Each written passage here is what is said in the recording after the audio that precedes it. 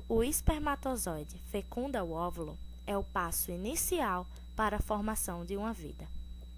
Assim, após a junção dos cromossomos do espermatozoide com o do óvulo, o zigoto inicia o seu processo de divisão celular.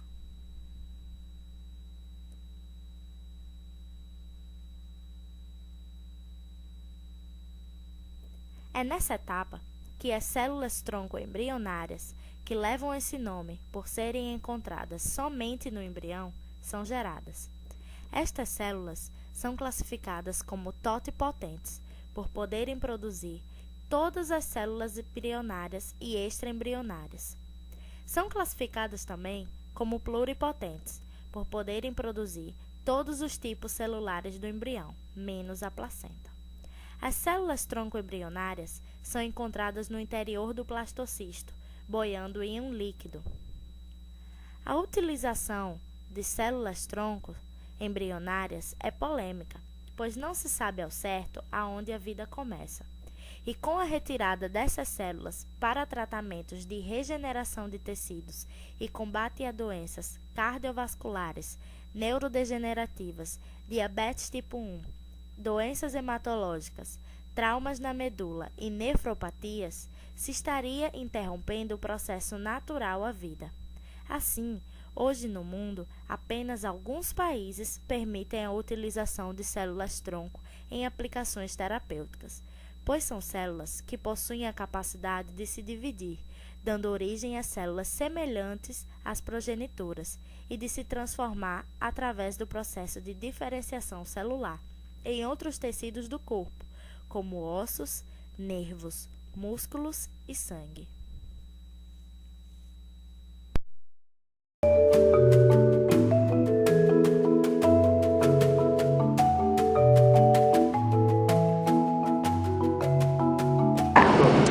Bom, pessoal, as células-tronco, elas são células, no caso, encontradas tanto no embrião quanto no organismo adulto, que elas são em caráter diferenciado e que, porventura, elas podem se diferenciar em outras células possíveis do organismo, né?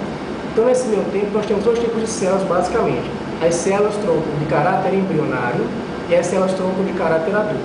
Qual é, então, basicamente, a diferença entre elas? É que as células-tronco embrionárias, sua capacidade de diferenciação, ela é muito ampla, chega até praticamente 100%. Porém, em alguns casos, né, essa limitação é um pouquinho menor. Já as células-tronco adultas, a sua limitação é muito maior em termos de diferenciação celular. Então, seria capaz de totalmente se diferenciar em qualquer tecido do organismo, né? Então, geralmente, as células-tronco de caráter embrionário, elas são retiradas da estrutura, né, do embrião, que ainda não está em formação, que seria o chamado blastocisto. Então, seria a parte medular desse conjunto de células que vai dar origem ao indivíduo. A parte externa, que seria, na verdade, que vai dar origem aos anexos embrionários, como, por exemplo, a própria placenta e também o cordão umbilical, também contém células-tronco, né? E que essas também, no caso, podem ser utilizadas, porém, tem uma limitação um pouquinho menor do que as células do blastocisto. Já em relação à parte adulta, o que acontece? Essas células-tronco, né, do caráter adulto, já podem ser retiradas de várias partes do organismo. Por exemplo, do osso, da medula óssea, do sangue e até de alguns órgãos, como, por exemplo, a própria pele. Só que nesse caso, essas células-tronco têm uma limitação um pouquinho maior, né? Então, já várias pesquisas foram realizadas, inclusive até aqui no país, de que você pode utilizar células-tronco em diversas vertentes, ou seja, tem várias aplicabilidades. E até mesmo a questão de você conseguir, como já foi feito em relação, no caso, a essa questão, né, hoje em dia, não aqui no país, mas fora daqui, de alguns pesquisadores conseguiram fazer uma célula-tronco adulta apresentar características de uma célula-tronco de caráter embrionário.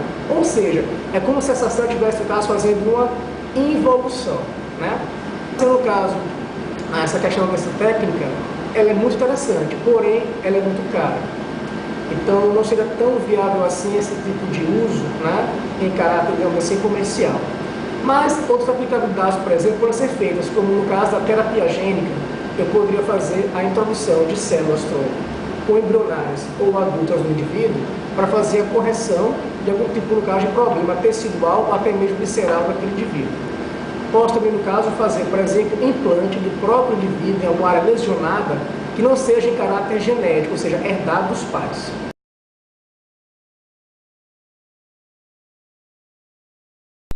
Uma das maneiras de se extrair células-tronco adultas do organismo é basicamente o paciente receber a aplicação de uma enzima, a filgrastina. Esta enzima faz as células-tronco da medula óssea migrarem para o sangue, que são recolhidas amostras. Estas células são separadas, tratadas e aplicadas, por exemplo, em algum tecido lesionado.